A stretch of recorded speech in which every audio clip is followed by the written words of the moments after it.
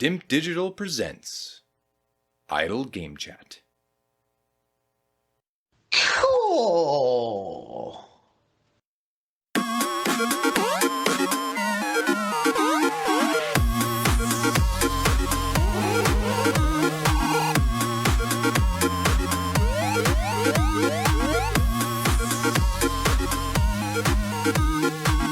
Hello, Apps here from Dimp Digital. Welcome to Idle Game Chat. This is Dimp Digital's flagship video game podcast where we share our impressions of the video games that we have been playing. Back for another episode here, another one in the can. We're close approaching Easter, so not this week and not next week, but the week after there will be no Idle Game Chat. So if you're on the free feeds and you usually expect an episode on the Monday, April the 1st, and it's not an April Fool's joke, there will be no episode. We take a bank holiday break here at Idle Game Chat when it pertains to us in the UK. We have several of those scattered throughout the year, other than like the usual sort of holidays that most people get over the festive and Christmas period in the Western world. So just a bit of a heads up, I will remind people on the next edition as well that is happening.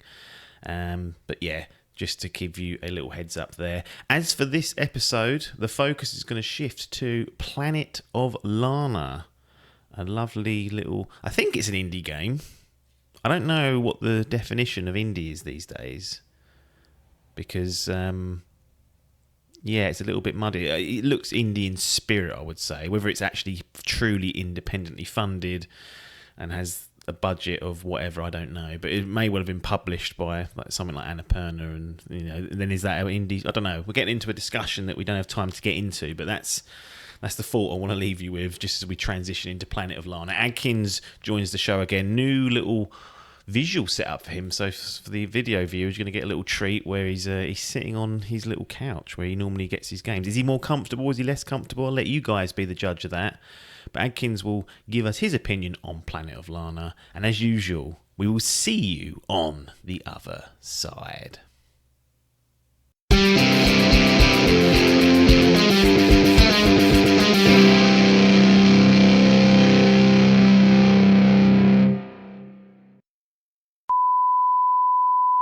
Right, she's Biff here. Quick report on Prince of Persia Lost Crown. Surprised how much I enjoyed it. Was really good. Combat was quite good. Traversal was quite good. Getting new moves. Reminded me a little... I mean, it's not really like how I played it on PS2, but I can sort of see the similarities. But it's obviously a different game, a side-scrolling sort of game. Was really enjoying it, but trying to get around the map, I just found so much aggro, and I decided to bin it. I reckon I was over halfway, but I just got so sick of just trying to find my way from one area to another. There is fast travel, but you have to get to a fast travel point, and they're a pain in the bollocks to try and get to. And the enemies, just as soon as you do anything, they just reappear or respawn, so then you've got to go all the way through the enemies again. I just found it quite difficult in the end, and it became more of a wear than it was enjoyable. The combat didn't outweigh the getting from point A to point B, but it was quite good apart from that. But like I said, life's too short, so fuck it, gave it a botched in and just binned it.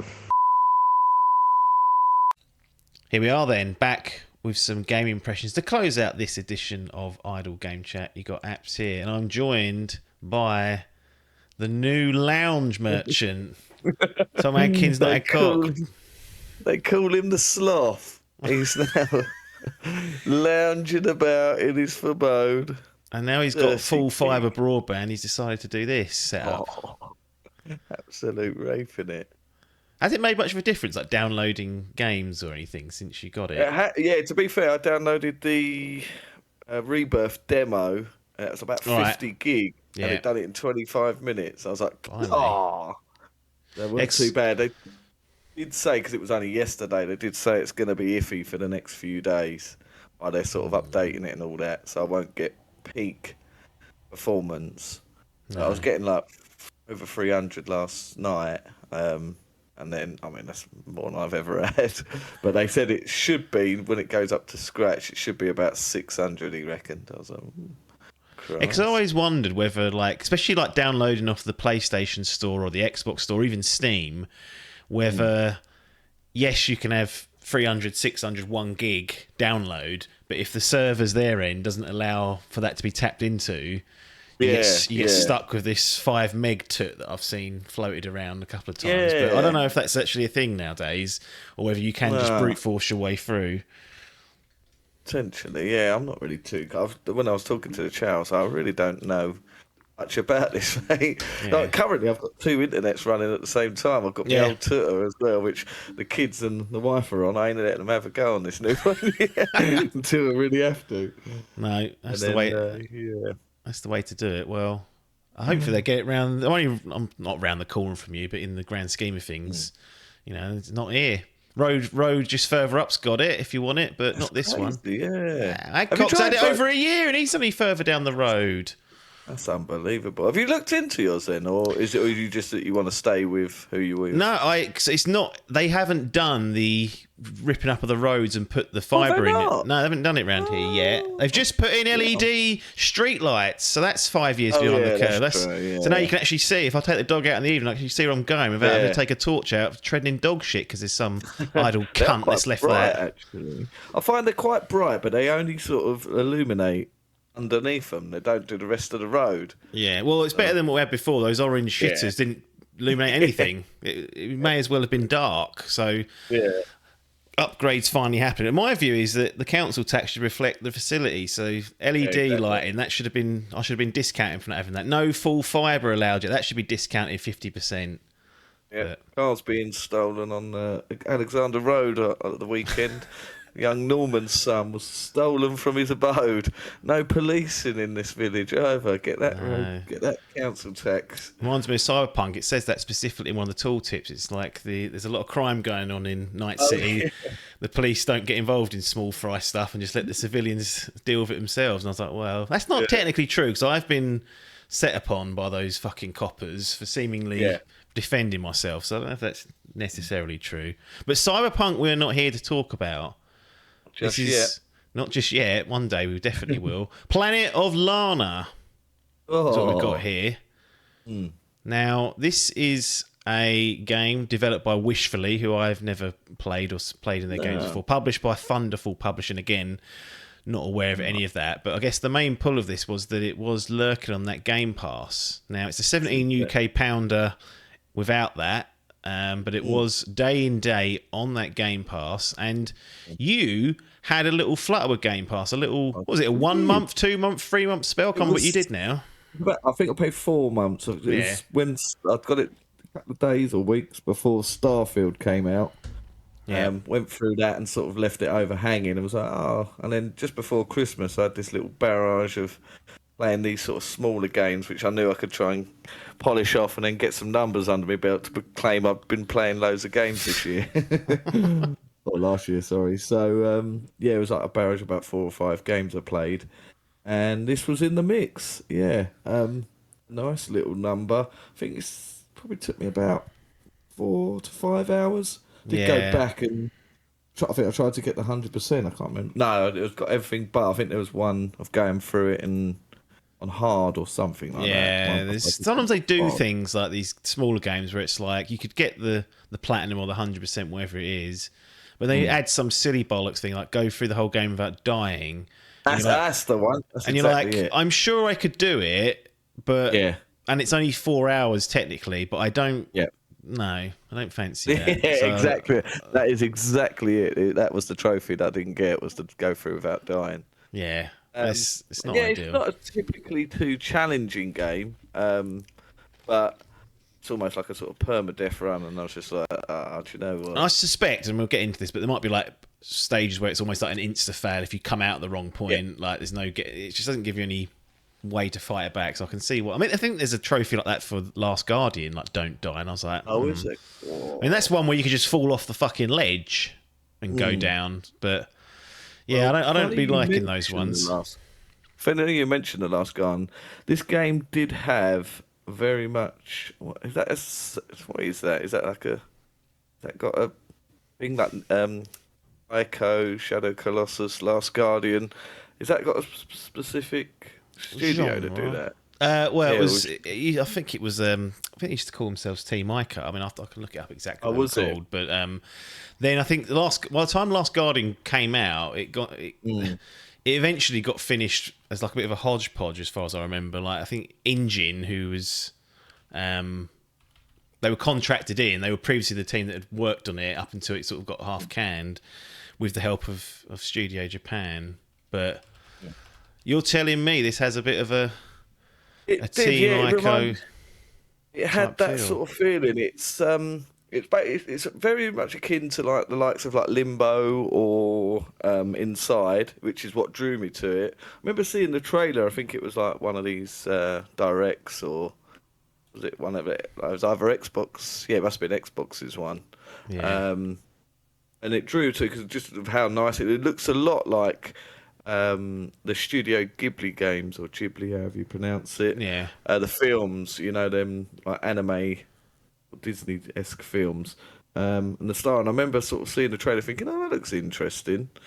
And it's like I say, the ilk of something like Inside or Limbo, where it's just like a 2D side scroller, essentially sort of like a puzzle platformer. I'd say you're sort of working your way through the map, trying to work out these little tasks. But the reason it reminded me of Ico or Ico, whatever it's called, is the main protagonist. Like, there's no dialogue in this game. They all have like this weird language that's like made up, and it's sort of noises, and there's no sort of subtitles or anything. It's all you just sort of listen to the story, and based on their sort of emotions and the sort of things that are happening in the world. So it's quite sort of, it's not very narrative driven, but there is a story going throughout the game. It's sort of it's a very stylistic game with the way it looks. It's quite a bit of a mixed mash of sort of different things. You get these games where they sort of take a little bit from here, take a little bit from there. It did remind me of that. It's sort of thieving. Thieving bug. It did remind me of that. So you had sort of the anime style in design, the Inside, and what are they called? Playdead, is it? Is it Playdead that did those games? Yeah, the Playdead esque from there, and then the sort of Ico. Well, that was very much a puzzle platformer as well, wasn't it? Yeah, Ico is. So a bit from there, but it wasn't too challenging. weren't too challenging, to be fair. There was some easy puzzles. There's probably one or two that sort of got me stuck and had to really think about it, because it didn't really explain it much. It's very much one of those games where it just gives you the basics. Yeah. And you go, right, I'm on my own here. Yeah. But the sort of setting, the way it looks, and certainly the music was a big standout as well. What sort of drew me to it as well, and really enjoyed. Yeah. Interesting. It was good. So just to get the facts right on this Shadow of the Colossus nonsense. So it's not nonsense. It's a great game. So the main link is the chap called Fumito Ueda. He's the main big cheese. Okay, so he's the DNA between all these. You had Team Ico, who formed part of, or in conjunction with Japan Studio, to do Ico and also Shadow of the Colossus. Then you had Last Guardian start development. At some point during that phase, Team Ico kind of disbanded, and Ueda set up a new studio called Gen Design. And then The Last Guardian was completed with Gen Design and Japan Studio in conjunction. They sort of contracted them back inside to get it over the line. And now Gen Design, that's the only thing they've really released or got their name to is The Last Guardian. And the last time they teased something was 2021. So who knows what Ueda is up to? Someone can tell me. I'll happily take Guardian, that took like 10 years in the end, was it? Or was it more than that? I don't even... When it was first. Yeah, I think it's 2009. It was first, and then it was planned to release in like 2011, like before the PS4 came along. And then it just literally disappeared until 2015, and actually came out in 2016. So it's about 6 or 7 years. But it was a game that everyone assumed was cancelled and then came back. And I'm still waiting for me fucking 60 FPS patch on my PS5 for that. But apparently if you install it off the disc and don't update it, there's a mode that's got an unlocked frame rate, so it can Don't know why, but no one's going back to correct this. It's going to be left, I think. Dirty bastards. Put it on the PC, you cowards. Anyway. Yeah, that would be ideal. Planet of Lana. So that's interesting there. I was going to read the store page. Yep. This is on the Xbox app on this PC, which is basically a Game Pass app at this stage. A planet that used to be a place of undisturbed balance between human nature and animals now becomes something else entirely. The disharmony that has been in the making for hundreds of years has finally arrived in the form of a faceless army. But this is not a story about war. This is a story about a vibrant, beautiful planet and the journey to keep it that way. Key features: unique, companion-based gameplay. Solve puzzles with diverse challenges and quirky twists. Carefully navigate dangerous situations using stealth and wit. Use your reflexes and survive challenging action sequences. Discover an epic story that stretches across galaxies and centuries. Planet of Lana. An off-Earth Odyssey. Off-Earth Odyssey. I was just thinking to myself, I forgot about the companion thing. That's very pivotal to the game. What was that? Is it a cat? I remember seeing this. Is it like a cat or I can't remember what it was. Some sort of like little animal it's essentially thing like a little cat type thing. Yeah. It reminded me, you don't do it in Ori and the Wisp, but you're just on your own, aren't you? I know you've got that. Yeah, I've not played them. I've only seen lurking. So it's got that sort of vibe. So basically it starts off and you're in a little village, and then I think it's your brother or your sister, you're not quite sure because it doesn't really explain it, but she's taken away by robots. They invade your town and she's taken away from your robot. And then you're sort of chasing the robot trying to find your sister. Yeah. And then you fall upon this little creature that's like it's essentially is like a little cat, and you can sort of command it to go and open doors and stay there.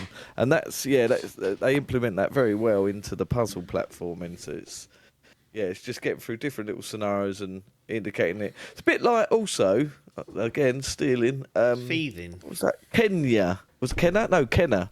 Oh, yeah. You had them little blob things, didn't you? And you could tell them to go over there. The little Pikmin shit. Yeah. That's right, yeah.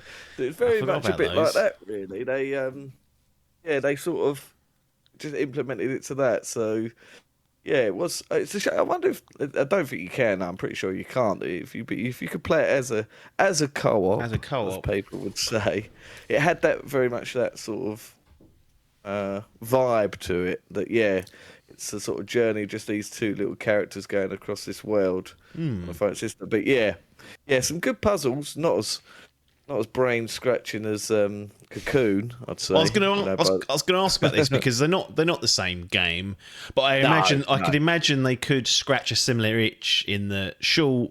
They're from a set perspective. They're not like full 3D triple A. Like there's a lot of puzzling to be done.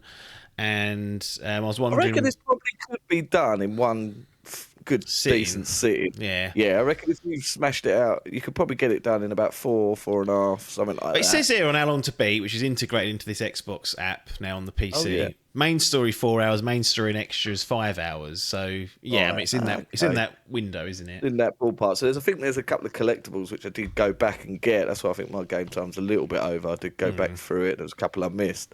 A bit like on that Cocoon, they had them. What was it? You had like these things you had to find, didn't you? I can't remember what they were like hidden. Yeah, I can't remember what they were called now. Like things to release, basically. And you miss a couple of those, and you'd have to go back. But the good thing about Cocoon was it was more than a chapter select. You could go back per percentage and go back to almost any screen in the game. So that was helpful for that.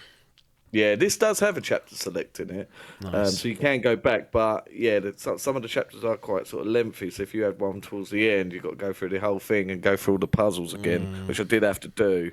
But again, a nice, short, sweet sort of story. But I've got to say the real sort of standout for me, it wasn't the puzzles. The puzzles were sort of very box standard and pretty fine. Well, I weren't sort of blown away with them, like with Cocoon, I was really like, wow, that was some proper head scratching, innovative, like wow in puzzles. Whereas this is very much sort of, as you would understand, this is sort of built for a sort of a common average audience rather than the real hardcore puzzle platform. They've watered it down, is what he's trying to say. Yeah, I was going to say. In comparison. I reckon there was 2 to 3 puzzles that really, out of the whole lot, which is quite a lot, you know, you're probably looking at sort of 10 a chapter.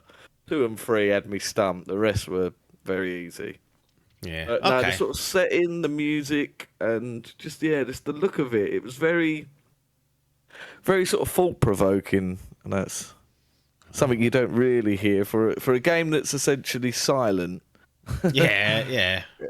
It's sort of quite thought-provoking, and you do sort of build this emotional tie to this little character, even though you don't really know its name. I was going to say, is there any dialogue at all, even like written dialogue or anything like that? To say that, you do hear her name. I believe it's his sister. I'll have to go back and correct. It was a couple of months. It's a relative.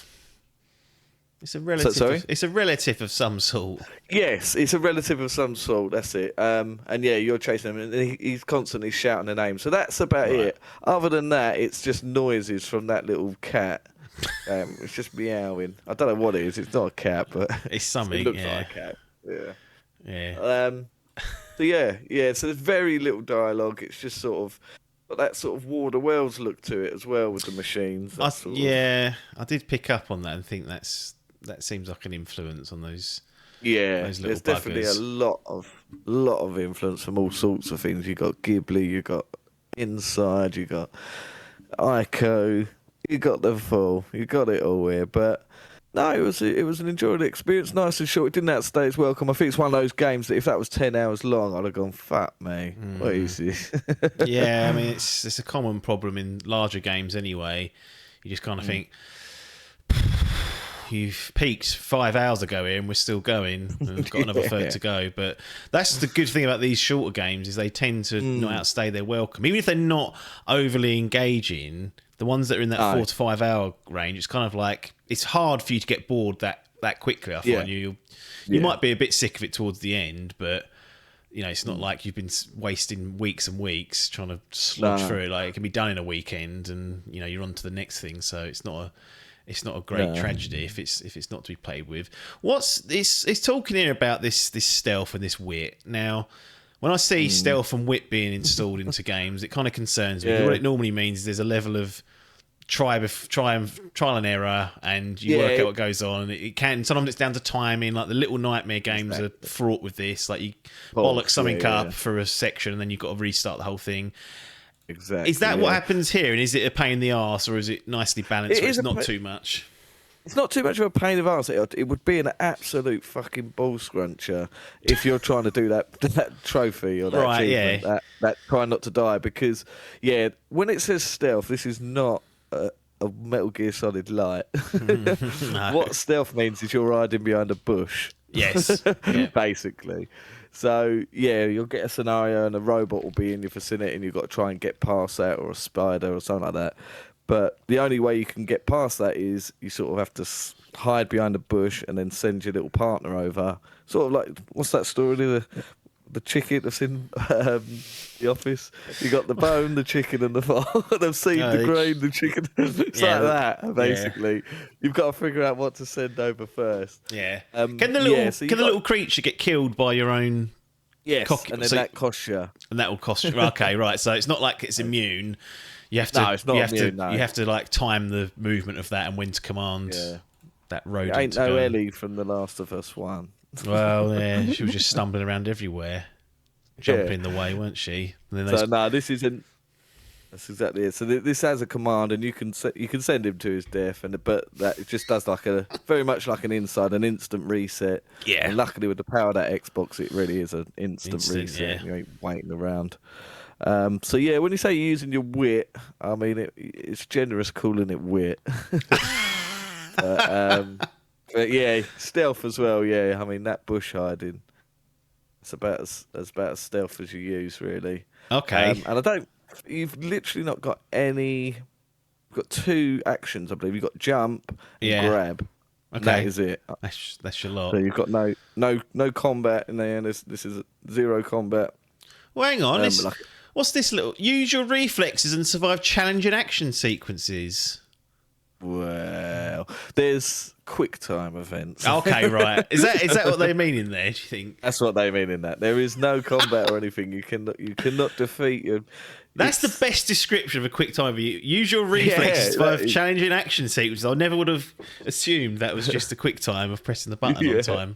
Interesting. Yeah. Yeah, when they're generously saying that, bless them. But now there's a few like escape scenarios. Sort of, box standard. But yeah, I wouldn't. It's certainly it feels like something you should have combat. It'd be quite good to have like a combat version of it, so you could defend yourself. But no, it was it was sort of like different but same. Like it's something. It's a nice, what you always say, a lovely palate cleanser. Yeah, clear those dirty old palates out. Yeah, after you've played 140 hours of Sevens, you just went, right, rather than go straight into another 100 hours of Final Fantasy, you just want that. And then straight into Persona 3 Reload. And then into Dragon's Dogma. And then into Rise of the... It's unstoppable. It is, and that's bad. These are the little bumps that you want. Just a little joyful 4 hours, get it through the night. A bit like Abzu, I remember that. That was a nice little, wasn't blowing your tits off, but it was just a nice little journey. Journey as well, another one. Yeah, I think that's really good. There's some influence from there as well. I'm pretty sure they may have done another game. I'm not sure. I think this is certainly their debut big game. But that wishful thinking, I'm not too sure if they've done much else.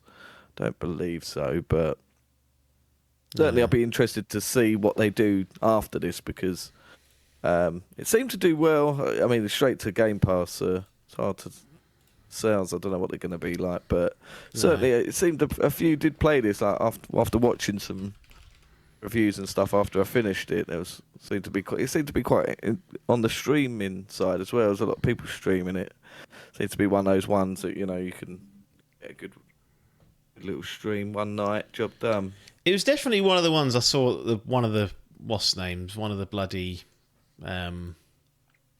showcases that I saw this and was like, this one to kind of look at, and then it came out and I just never did. I think because I kind of then saw Cocoon, and then I was like, I'll wait for that, and then it was in between games and whatever, and it never quite happened for it. But yeah, it definitely would scratch that itch. In terms of like when you die or you hit a fail state, how much progress is getting lost? Is it like just what's on the screen, or can it be a bit of a stinger?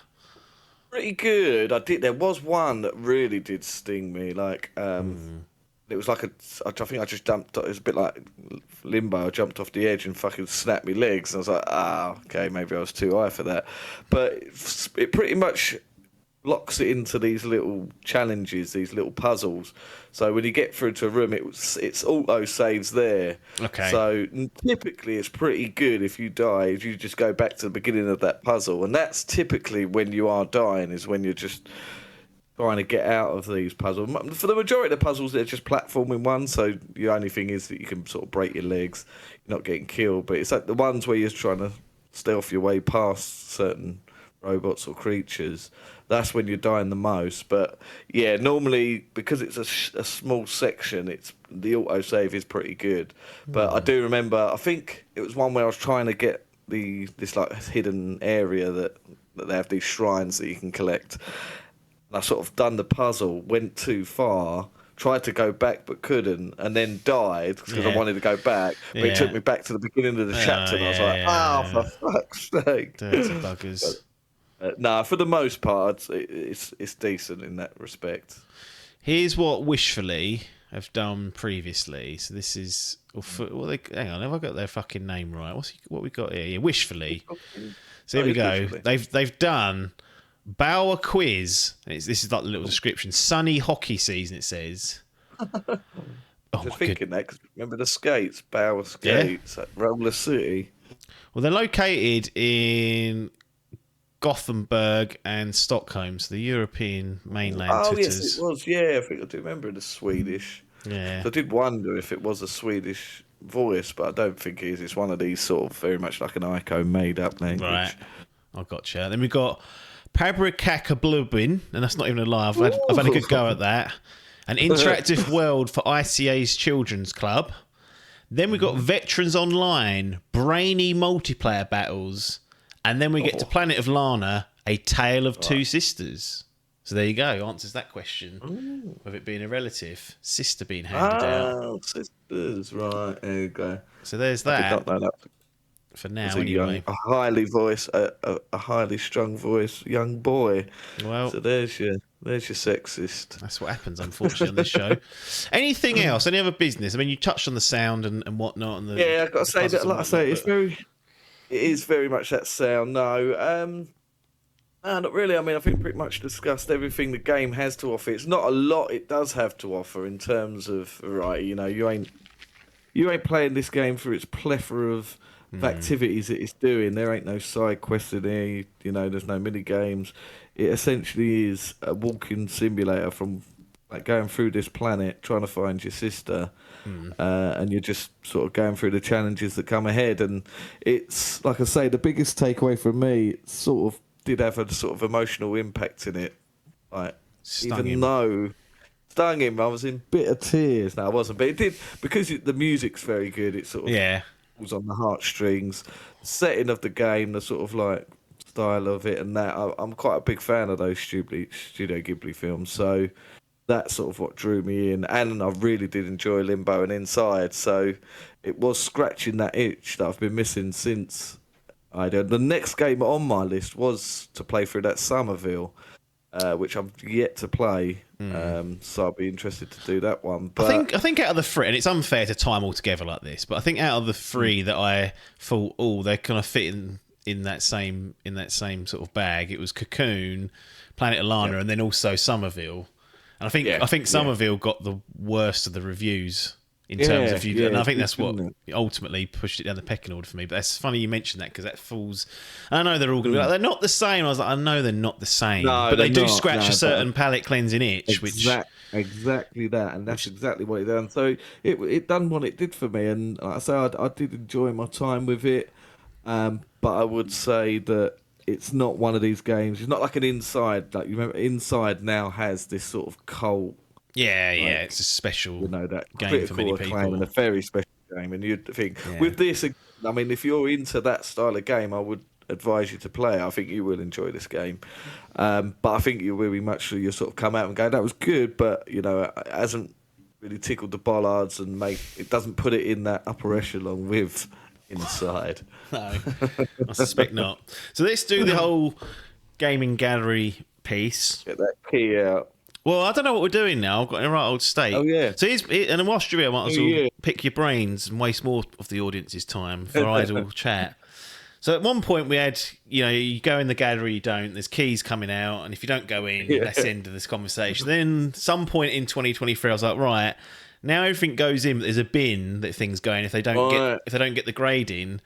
But then I was like, I forgot that we've got Biff in our ranks who doesn't complete so many games that there needs to always be a category for that, which to me would be a botchling bin of sorts. Botchling bin, because that goes back into our sort of movie law that we have a separate group for. If something gets binned off halfway through, it's called a botchling. Then I was like, hang on, I've already introduced this other bin for people to put stuff in, so I'm not sure what to do at this stage. I have to liquid maybe the old that. But then I don't want unfinished Took going in the same place. Yeah, I was going to say it's hard to review unfinished Took. Maybe there's like a game. A game shit. A game. What's that game? No, it was Assassin's Creed Origins, wasn't it? When he got like 25 minutes from the end and went, no, I'm literally. Sick of it. Yeah, it was like a 50-hour experience, and you got like within an hour, and then stopped it. And I was like, just finish it off. So annoying. So I have to think that through. But I'm leaning towards the botchling bin being there for things that aren't. I mean, I can't remember the last thing you put down didn't complete. No, I mean, really, I'm terrible for that. But you go back and finish them.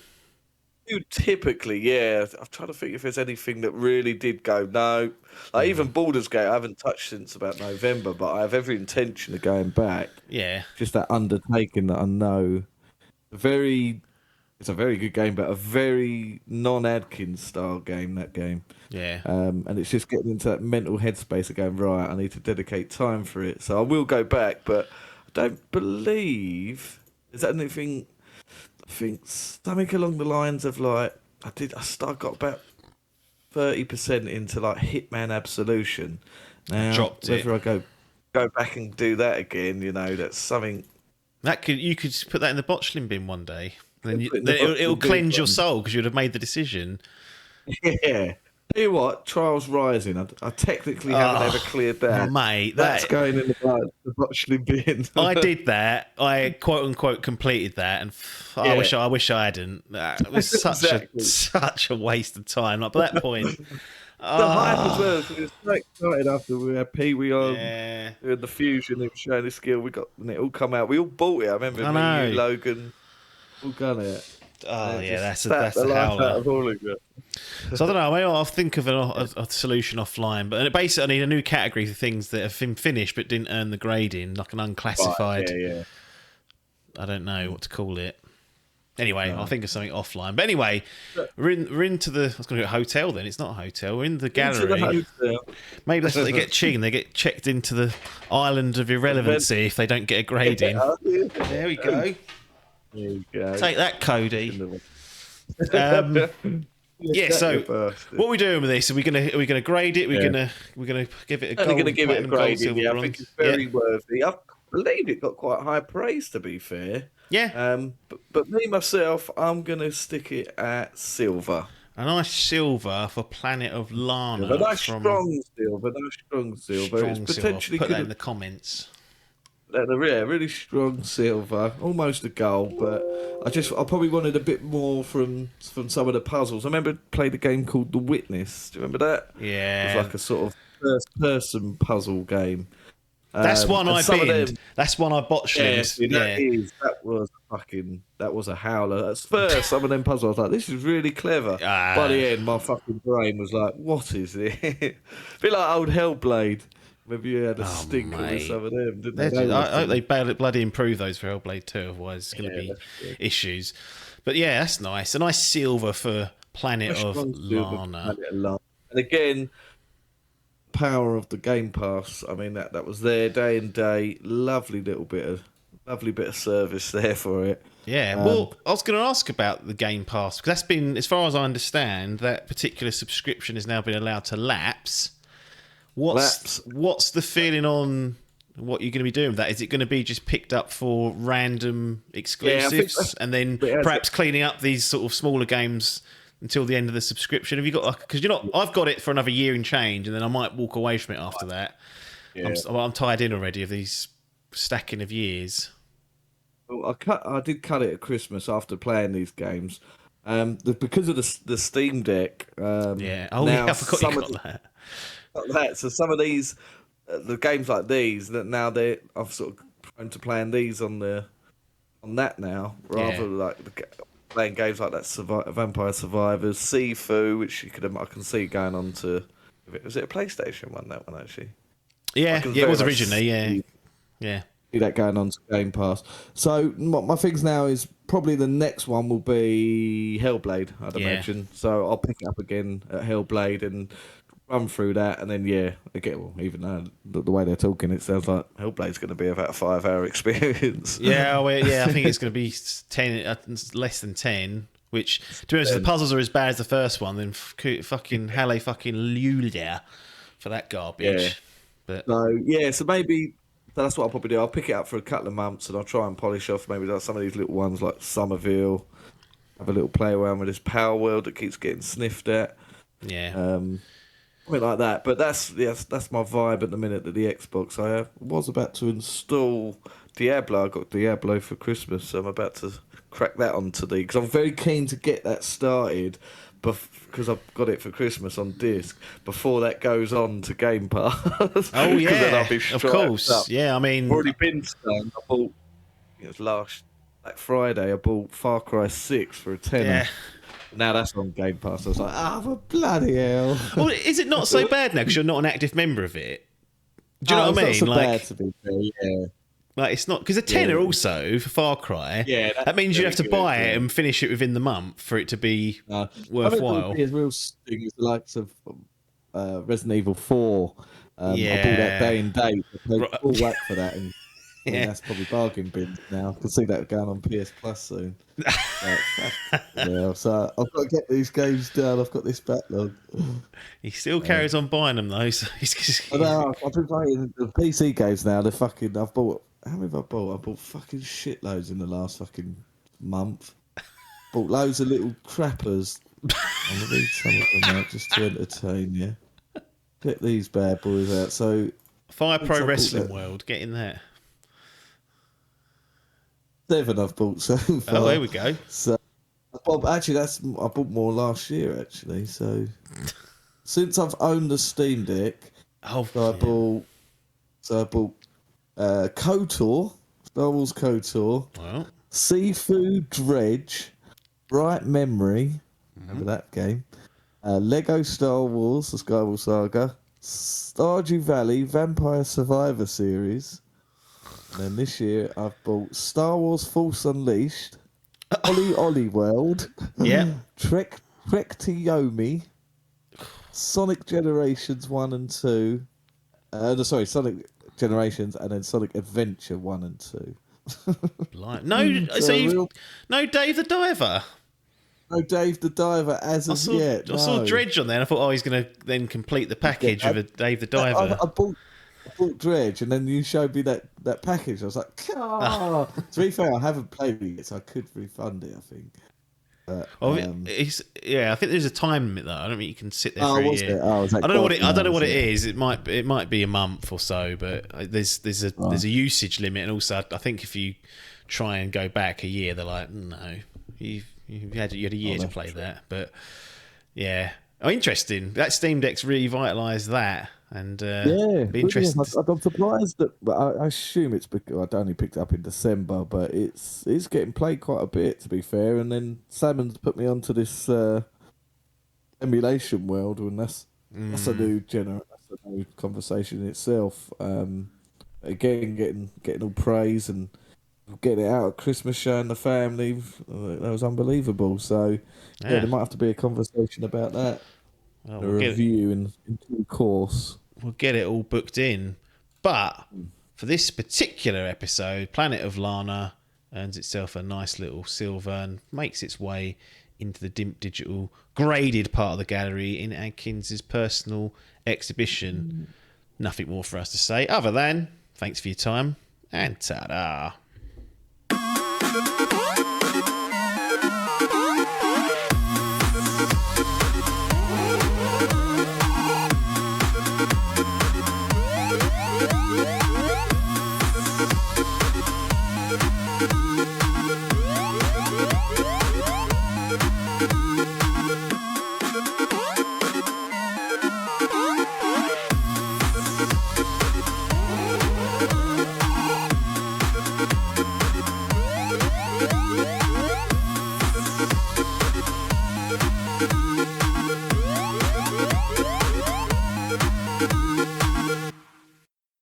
This was a Dimp Digital production.